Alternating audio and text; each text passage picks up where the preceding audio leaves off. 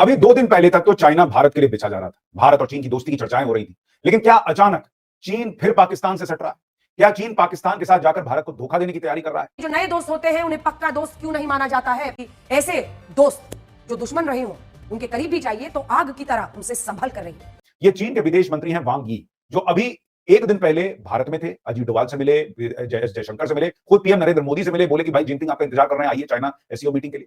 और 1 दिन बाद भाई साहब पाकिस्तान चले गए, वहां अफगानिस्तान के साथ मीटिंग हो रही है, पाकिस्तान के साथ मीटिंग हो रही है। क्या ये चीन का धोखा है? बैठक में क्षेत्रीय व्यापार को बढ़ावा देने, बुनियादी ढांचे के विकास और तीनों देशों के बीच आर्थिक सहयोग बढ़ाने पर विस्तृत चर्चा की गई।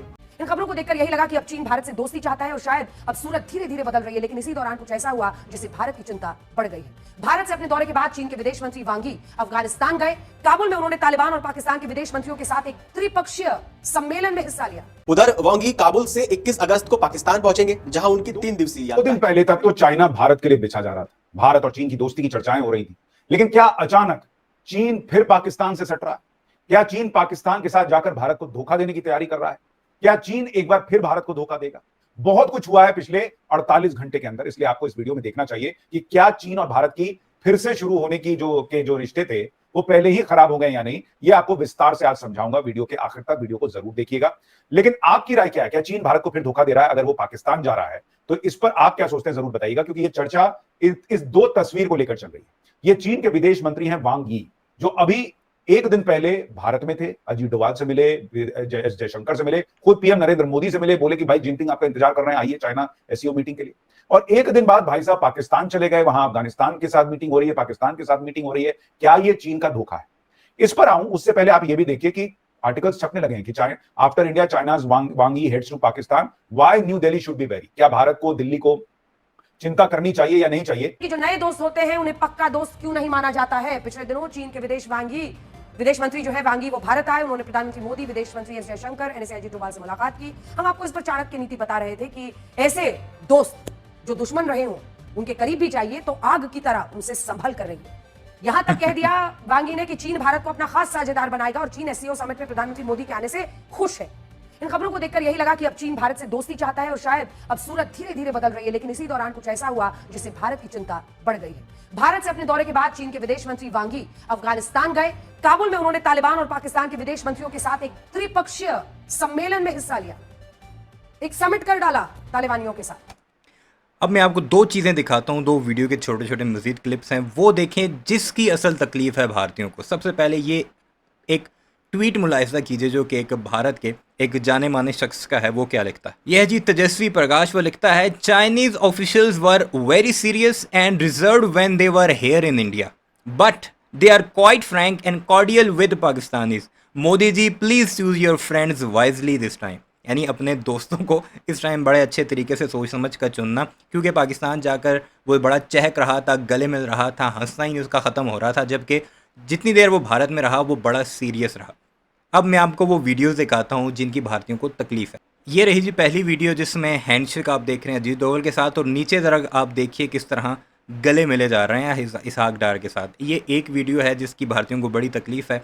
और ये देखें, हंसना ज़रा चेक कीजिए। आपको अब मैं दूसरी वीडियो आपको दिखाता हूँ। अब ये शहबाज शरीफ के साथ मुलाकात की ज़रा आप तस्वीर मुलाहिजा कीजिए। ये मीटिंग चल रही है, गपशप चेक कीजिए, हंसना चेक कीजिए, जबकि इसके बारे में बताया जाता है कि वह बहुत सीरियस रहने वाला बंदा है। हर वक्त जो है वो इसका चेहरा स्पॉट रहता है, कोई इसके जो है वो आपके चेहरे से इसके तासुरात का अंदाज़ा नहीं लगाया जा सकता। लेकिन पाकिस्तान के साथ उसकी ज़रा कैजुअल किस्म की मीटिंग, गपशप ज़रा मुलाहिजा कीजिए। ये वीडियोज़ जो हैं ये भारतीयों को हॉन्ट कर रही हैं। यही वजह है कि वो अपने मीडिया पर चीखते चलाते दिखाई दे रहे हैं। ज़रा आपको वो रोना मज़ीद दिखाते हैं। और पाकिस्तानियों के साथ इस सम्मेलन की आखिरी बैठक 2023 में हुई थी, लेकिन इसके बाद पाकिस्तान और तालिबान आमने सामने आ गए थे। हालात ये हो गए थे कि अपने निवेश पर खतरा देखते हुए चीन ने इस झगड़े से खुद को पीछे खींच लिया था। लेकिन इसके बाद 7 मई 2025 को ऑपरेशन सिंदूर हुआ। अफगानिस्तान की तालिबान सरकार ने इस मुद्दे पर पाकिस्तान का नहीं बल्कि हमारा यानी भारत का समर्थन किया। इस बात ने चीन के माथे पर चिंता की लकीरें खींची और शायद उसने ये सोचा कि अगर अफगानिस्तान भारत के पक्ष में चला गया तो उसका one belt one road project मुश्किल में पड़ जाए। चीन के विदेश मंत्री वांग यी ने 19 अगस्त को भारत के प्रधानमंत्री नरेंद्र मोदी और एनएसए अजीत डोभाल से मुलाकात की थी। इसके ठीक 1 दिन बाद यानी 20 अगस्त को वांग यी ने काबुल में पाकिस्तान और अफगानिस्तान के साथ त्रिपक्षीय वार्ता की। 20 अगस्त 2025 को अफगानिस्तान की राजधानी काबुल में एक त्रिपक्षीय बैठक की गई, जिसमें चीन के विदेश मंत्री वांग यी, पाकिस्तान के विदेश मंत्री और उप प्रधानमंत्री इशाक डार और अफगानिस्तान के कार्यवाहक विदेश मंत्री आमिर खान मुक्तकी ने भाग लिया। ये वांग ई की 2022 के बाद अफगानिस्तान की पहली यात्रा है और तालिबान के सत्ता में आने के बाद काबुल में आयोजित होने वाली इस स्तर की पहली बहुपक्षीय कूटनीति घटना है। बात करते हैं कि आखिर इस बैठक में हुआ क्या। कुछ रिपोर्ट्स के मुताबिक इस बैठक में मुख्य एजेंडे में अफगानिस्तान तक सी पैक का विस्तार, यानी बैठक का मुख्य फोकस चीन पाकिस्तान आर्थिक गलियारे यानी सी पैक को अफगानिस्तान तक बढ़ाने पर रहा है। यह निर्णय मई 2025 में बीजिंग में हुई अनौपचारिक त्रिपक्षीय बैठक के बाद अब औपचारिक रूप लेता दिख रहा है। आतंकवाद विरोधी सहयोग, तीनों देशों ने आतंकवाद के खिलाफ संयुक्त प्रयासों पर चर्चा की है। विशेषकर तहरीक तालिबान पाकिस्तान यानी टीटीपी जैसे समूहों के खिलाफ कार्रवाई पर, क्षेत्रीय व्यापार और संपर्क पर भी चर्चा हुई। लेकिन सवाल यह है कि इस सब के बीच चाइना और भारत के रिश्ते में क्या हो रहा है? क्योंकि भाई अभी तो दोस्ती की बात थी, अभी ये वांगी उठ के चला गया पाकिस्तान, वहां उनका स्वागत हो रहा है। तो आखिर पाकिस्तान से भी दोस्ती, भारत से भी दोस्ती, चाइना करना क्या चाह रहा है? देखिए, चाइना कभी भी पाकिस्तान को जो है वो छोड़ नहीं पाएगा और इसकी वजह मैं आपको बताता हूं। पहली चीज आप ये देखिए कि पाकिस्तान को चाइना ने कर्जा कितना दे रखा है। China becomes Pakistan largest creditor with $20 billion loan, यानी चाइना ने पाकिस्तान को $29 बिलियन का लोन दे रखा है, जो करीब करीब 2.5 लाख करोड़ रुपए। और इसलिए आपको याद होगा जब ऑपरेशन सिंदूर चल रहा था तो कुछ मीम्स वायरल हुए थे जिसमें लोगों ने कहा था कि पाकिस्तान को तो दुनिया खत्म नहीं होने देगी क्योंकि इतनों का कर्जा ले रखा है कि भाई सबका कर्जा डूब जाएगा। तो चाइना एक दिन में, चूंकि भारत से वो रिश्ते सुधारने का प्रयास कर रहा है, इसलिए चीन जो पाकिस्तान को कोहनी मार देगा, ऐसा नहीं होगा। भाई 2.5 लाख करोड़ का कर्जा दे रखा है। और ये सिर्फ इतना ही नहीं है, आप देखिए जो सीपेक है चाइना का, जो वहां पर वो रोड बना रहा है, इंफ्रास्ट्रक्चर बना रहा है पाकिस्तान के अंदर पिछले 10 साल से, उसमें चाइना ने $60 अरब का इन्वेस्ट किया हुआ है, यानी ऑलमोस्ट 5 लाख करोड़ रुपए। तो उधर 5 लाख करोड़ रुपए का इन्वेस्टमेंट है, इधर 2.5 लाख करोड़ रुपए का कर्जा है, मतलब 7.5 लाख करोड़ रुपए पाकिस्तान में फूके हुए हैं चाइना। इसी के बाद मई महीने में ही चीन ने पाकिस्तान और तालिबान को साथ लाने की कोशिश शुरू की। बीजिंग के एक अनौपचारिक बैठक हुई जिसमें तालिबान को बुलाया गया। 2022 के बीच चीन के विदेश मंत्री पहली बार काबुल आए। सबसे बड़ा मजाक यह है कि समिट का पूरा फोकस आतंकवाद के मुद्दे पर था। चीन की मौजूदगी में यह तय हुआ कि पाकिस्तान और तालिबान दोनों मिलकर आतंकवाद से लड़ेंगे। अब इस एक वाक्य में अपने आप ही चुटकुला है। सोचिए, पाकिस्तान आतंकवाद से लड़ेगा। अगर ये आतंकवाद से लड़ेंगे तो आतंकवाद के कितने अच्छे दिन आने वाले हैं। असल में पाकिस्तान के विदेश मंत्री इशाक डार का आरोप है कि तालिबान उन आतंकी संगठनों की मदद कर रहा है जो उसके देश पर हमला कर रहे हैं। इनमें एक है तहरीक तालिबान पाकिस्तान और दूसरा है बलोच लिबरेशन आर्मी। पाकिस्तान का कहना है कि अगर इन्हें अफगानिस्तान से मदद मिलनी बंद हो जाए तो ये संगठन खत्म हो जाएंगे। जबकि अफगानिस्तान के विदेश मंत्री आमिर खान मुतक्की का कहना है कि पाकिस्तान के आरोप बेबुनियाद हैं। हालांकि चीन ने इस मुद्दे पर दोनों देशों को एक साथ काम करने की नसीहत दी और यह कहा कि तालिबान पाकिस्तान में बढ़ रहे आतंकवाद को रोकने में जो मदद कर सकता है वो करे।